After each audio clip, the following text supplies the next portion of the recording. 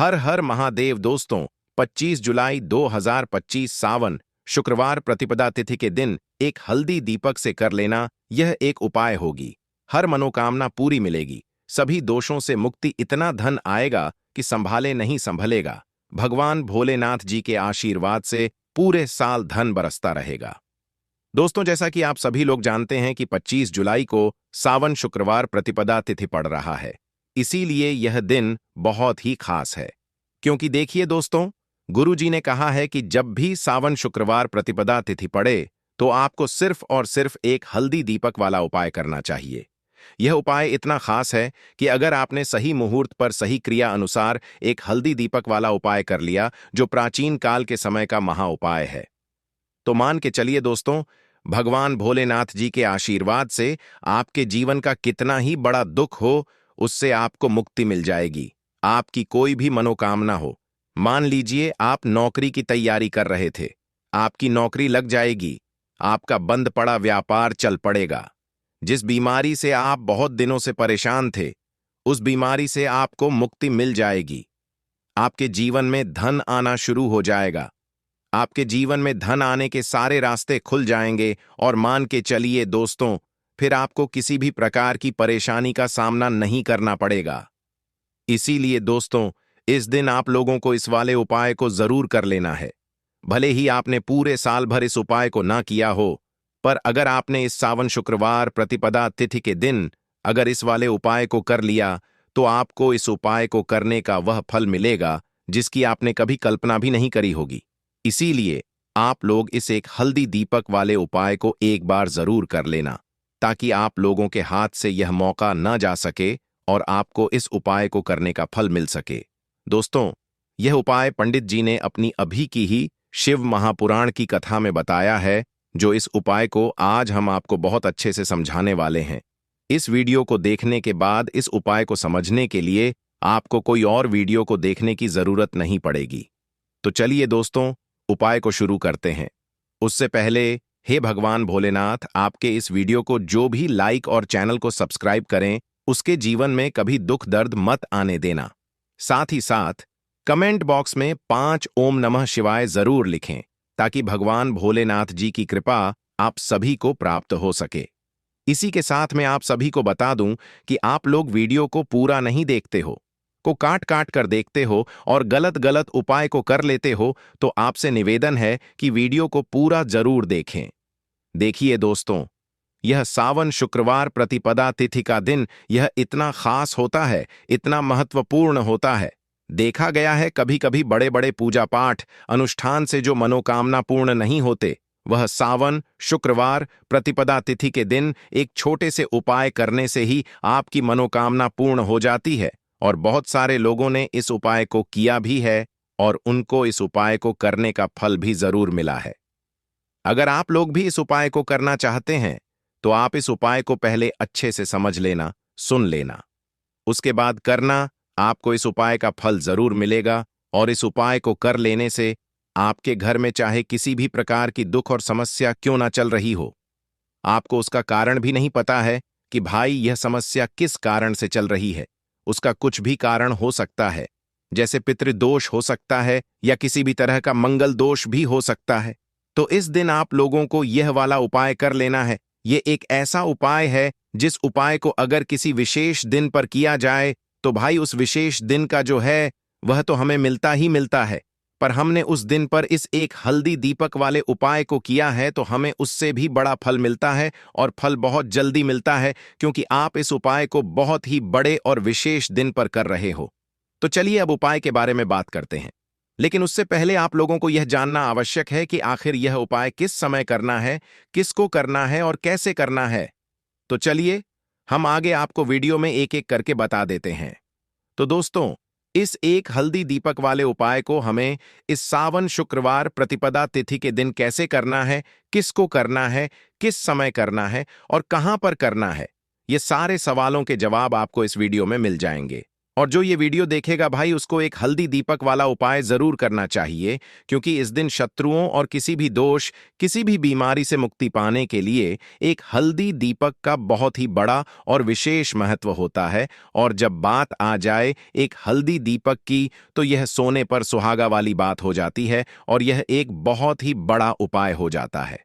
अब दोस्तों, इस एक हल्दी दीपक वाले उपाय को आखिर करना किसको है, सबसे पहले हम लोग वह बात जान लेते हैं। तो देखो, घर की जो बड़ी माताएं बहनें होती हैं, उन माताओं बहनों में से कोई भी एक बड़ी माता बहन इस वाले उपाय को कर सकती है। और दोस्तों, अगर आप चाहे तो अपने घर में से सभी सदस्यों को भी इस उपाय को करवा सकते हैं। अगर किसी व्यक्ति की खुद की कोई मनोकामना है, खुद की कोई दुख और परेशानी है जो कि वह अपने लिए ही करना चाहता है, इस वाले उपाय को तो वह खुद अपने लिए भी कर सकता है। बाकी अगर कोई घर में से ऐसा है जो कि अपने पूरे घर परिवार की सुख और शांति के लिए यह वाला उपाय करना चाहता है, तो भाई वह भी कर सकता है। उसमें भी कोई दिक्कत वाली बात नहीं है। कहने का मतलब यह है कि इस उपाय को हर एक सदस्य भी कर सकता है और पूरे घर परिवार के सदस्य के लिए घर की बड़ी माताओं बहनों में से कोई एक माता बहन भी कर सकती है। माताएं बहनें अगर घर में उपस्थित ना हो या वह यह वाला उपाय ना कर पा रही हो, तो फिर घर का कोई बड़ा सदस्य भी इस एक हल्दी दीपक वाले उपाय को कर सकता है, चाहे फिर वह पुरुष ही क्यों ना हो।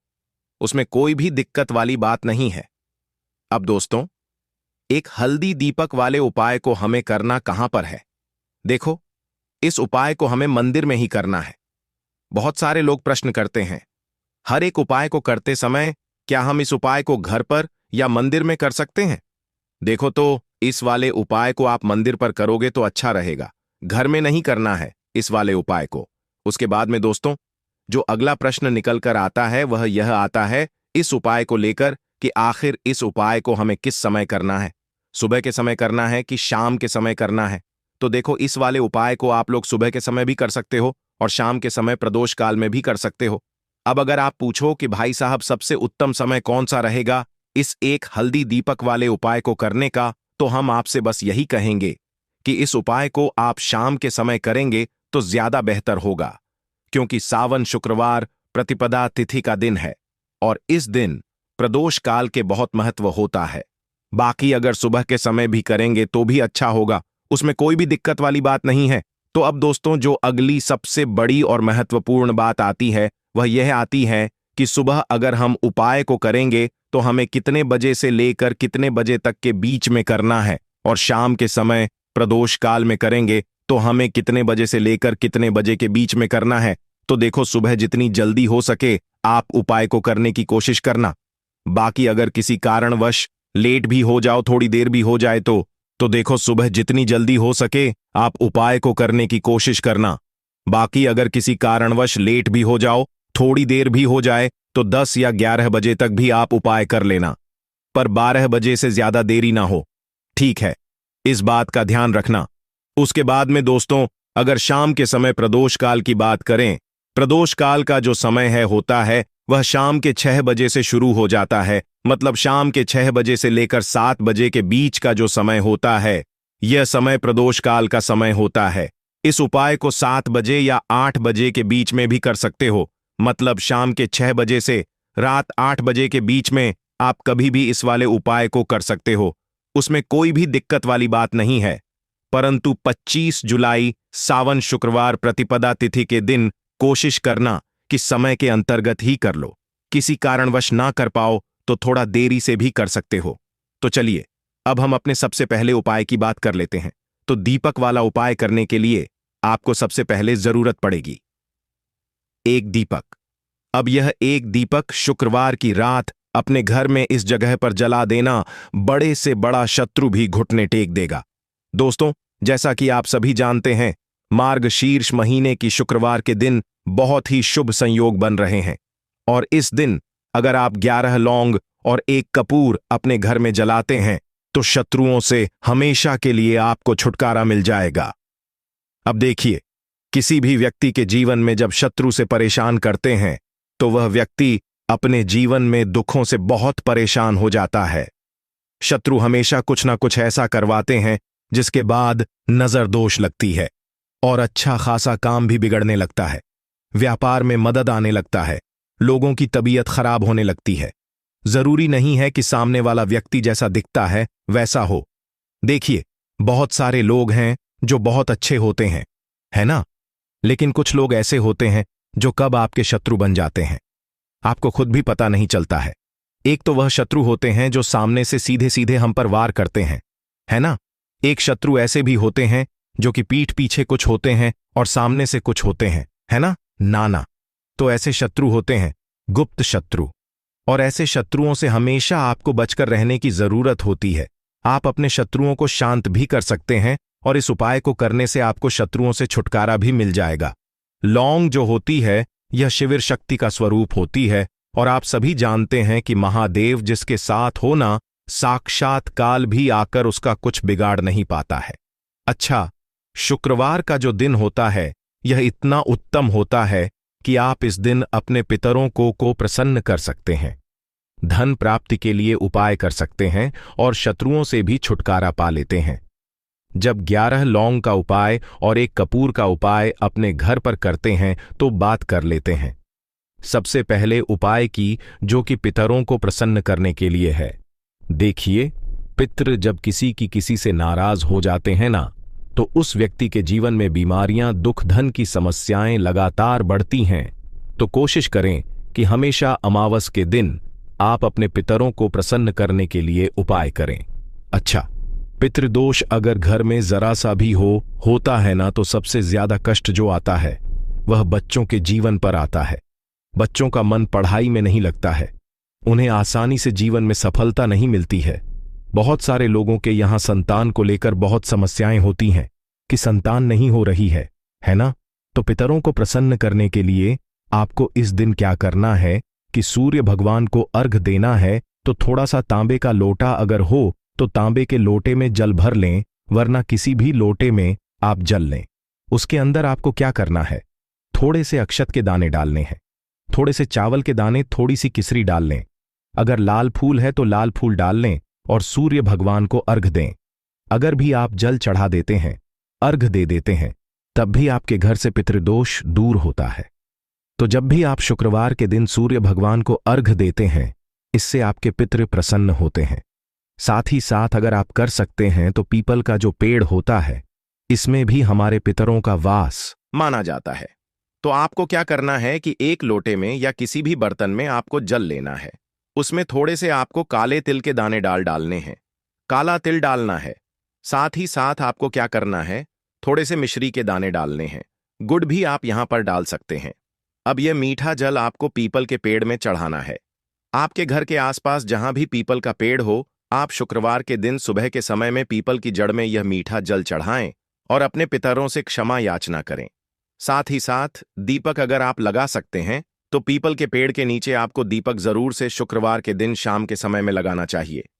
पितरी आपके हमेशा प्रसन्न रहेंगे और कभी भी पितृदोष की वजह से घर में कोई दुख और कष्ट नहीं आएगा। तो बहुत ही उत्तम सा यह उपाय है जो कि पितरों को प्रसन्न करने के लिए है, और जीवन के दुख कष्ट जो हैं वह बहुत जल्दी दूर होते हैं जब आप हमेशा अपने पितरों को प्रसन्न रखते हैं। तो चलिए अब बात कर लेते हैं 11 लौंग और 1 कपूर घर में किस जगह पर जलाना है, और इस उपाय को करने से कैसे आप अपने शत्रुओं से छुटकारा पा सकते हैं। शत्रु कभी आपको परेशान नहीं करेंगे। शत्रु चाहे कैसे भी हो, सामने से कोई व्यक्ति शत्रु है या गुप्त शत्रु है, हर प्रकार के शत्रु जो है यह शांत हो जाएंगे और चाहकर भी आपका कुछ बिगाड़ नहीं पाएंगे। तो देखिए, उपाय को करने के लिए आपको 11 साबुत लौंग लेनी है। एक भी लौंग खंडित ना हो, टूटी हुई ना हो। एक छोटा सा कपूर का टुकड़ा लेना है, जिसे कि कपूर की टिकिया भी बोलते हैं। एक कोई भी यहां पर मिट्टी का दीपक ले लें या पीतल का बर्तन ले लें। उसके अंदर 11 लौंग रखेंगे, 1 कपूर रखेंगे, थोड़ा सा देसी घी इसके ऊपर से आप डाल देंगे। अब यह आपको शुक्रवार के दिन रात के समय में, ठीक है ना, जब सूर्य अस्त हो जाता है, उसके बाद किसी भी समय आपको अपने घर में जलाना है और इसका धुआं पूरे घर में अच्छे से दिखाना है। जितने भी कमरे हैं, जितने भी रूमर्स हैं, बरामदा, आंगन, ठीक है ना, बालकनी, जो भी आपके घर में है, सभी जगह पर आपको इसका धुआं अच्छे से दिखाना है और साथ ही साथ आपको महादेव का ध्यान जरूर करना है। देखिए, जब भी आप अपने घर में यह लौंग और कपूर शुक्रवार के दिन जलाते हैं, सबसे पहले तो शत्रुओं से छुटकारा मिल जाता है। कोई भी शत्रु कुछ भी करता है, वह आपके घर तक चीज नहीं पहुंचती है, आपका कुछ नहीं बिगड़ता है। दूसरी चीज कि जब भी लौंग और कपूर आप जलाएंगे, आपके घर पर कोई संकट नहीं आता है, आपके धन पर कोई संकट नहीं आता है, घर में कोई परेशानियां नहीं आती हैं और हमेशा आपके घर में सकारात्मक ऊर्जा बढ़ती है, पॉजिटिव एनर्जी बढ़ती है, जिसके बाद आपके घर में धन की देवी माता लक्ष्मी वास करती है। लौंग और कपूर जिस घर में कोई भी व्यक्ति जलाता है, विशेषकर शुक्रवार के दिन, तो ऐसा समझ लीजिए इसके बहुत चमत्कार हैं, बहुत ज्यादा लाभ है। तो कोशिश कर कि शुक्रवार के दिन रात के समय में किसी भी समय आप अपने घर में 11 लौंग और 1 कपूर जरूर जलाएं। शत्रु जो हैं वह घुटने टेक देंगे और आपका कुछ नहीं बिगाड़ पाएंगे। साथ ही साथ धन की वर्षा भी घर में होगी और धन से जुड़ी जितनी भी समस्याएं आपके जीवन में आ रही हैं, बहुत तेजी के साथ आपके जीवन से दूर होती चली जाएंगी। तो चलिए अब बात कर लेते हैं अपने तीसरे उपाय की, और तीसरा उपाय है धन वर्षा के लिए और धन को बढ़ाने के लिए। बहुत सारे लोगों की यह समस्या होती है कि पैसा बढ़ता नहीं है। पैसा तो आता है घर में, लेकिन पैसा बढ़ता नहीं है। या कुछ लोग ऐसे भी हैं जो कहते हैं कि पैसा बढ़ेगा तो तब जब घर में पैसा आएगा, बिल्कुल से पैसा आना बंद हो रहा है। व्यापार दिन पर दिन खराब होता जा रहा है। नहीं समझ आ रहा, किसी ने कुछ करा दिया है या फिर घर में कुछ ऐसा है, वास्तु दोष है, नजर दोष है, जिसकी वजह से घर में तरक्की लोगों की नहीं हो रही है। ठीक है ना, बिल्कुल व्यापार धंधा सब बेकार होता चला जा रहा है। जो भी व्यापार कर रहे हैं उसमें लगातार घाटा हो रहा है। तो यह उपाय आप करिए शुक्रवार के दिन और फिर इसका चमत्कार खुद देखिए। चाहे व्यापारी हैं, आप कोई बिजनेसमैन हैं, दुकान है, आपकी हर प्रकार के काम में लाभ ही लाभ मिलता है। जब इस उपाय को आप करते हैं, आपको क्या करना है, 2 फूल वाली लौंग लेनी है, 1 लाल फूल लेना है, गुलाब का फूल भी आप यहां पर ले सकते हैं। उसी गुलाब के फूल में यह 2 फूल वाली लौंग रख देनी है। 1 देसी घी का दीपक आपको जलाना है, लंबी बाती का। अब यह दोनों चीजें लेकर अपने घर के मंदिर में आपको बैठ जाना है। शाम के समय में, शुक्रवार के दिन शाम के समय में जब सूर्य अस्त हो जाता है, सूर्य छिप जाता है, अब आपको सबसे पहले देसी घी का दीपक जला देना है, माता लक्ष्मी के सामने और भगवान विष्णु जी के सामने। ठीक है ना? एक देसी घी का दीपक जला देंगे और जो लौंग और फूल आपने लिया है, यह अपने सीधे हाथ में आप रख लेंगे। अब आपको माता लक्ष्मी से अपने जीवन की समस्याओं को कहना है कि मेरा काम नहीं चलता है, मेरा व्यापार अच्छे से नहीं बढ़ता है, मेरा धन नहीं बढ़ रहा है, मेरे पैसे में बढ़ोतरी नहीं हो रही है। जो भी दुख है, जो भी पैसे को लेकर समस्याएं जीवन में है, सब कुछ आपको माता लक्ष्मी और श्री हरि विष्णु से कह देना है। ठीक है ना? इसके बाद आपको मंत्र बोलना है 11 बार, ओम नमो भगवते वासुदेवाय नमः। 11 बार यह मंत्र बोल देंगे और फिर वह फूल आपको माता लक्ष्मी को अर्पित कर देना है, उनके सामने चढ़ा देना है। चाहे मूर्ति है, आपके घर में माता लक्ष्मी की कोई भी तस्वीर है, प्रतिमा है, फिर आपको क्या करना है कि अपने घर के मुख्य दरवाजे पर भी 2 दीपक जरूर जलाने हैं, बाहर की तरफ, शुक्रवार के दिन। फिर देखिए आपके घर में कैसे पैसा आता है और धन बढ़ता चला जाता है। अब अगले दिन आप क्या करेंगे?